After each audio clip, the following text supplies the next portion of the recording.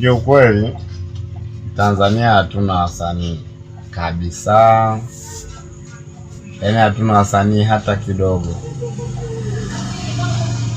Yaani kutokana na Wema hajawahi pata mtoto, basi kaona afuge mbwa alafu ionekane kwamba ndo mtoto.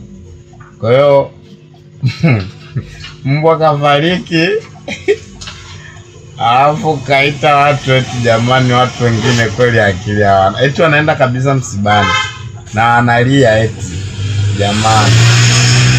Ni kweli sawa, hauna mtoto, mbwa.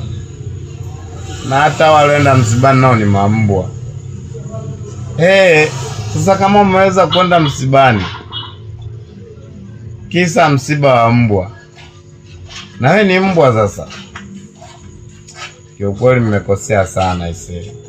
Tanzania hii ndio maana mimi najiulizaga asilimia kubwa kila kitu kwenye usanii ni video eti na nani naye anafanya analia eti naye anajiuliza pale eti amepatwa na uchungu wa kufiwa kwa mbwa Dolly Sax naye analia. Mbwa nyote ni mambwa kenge nyinyi.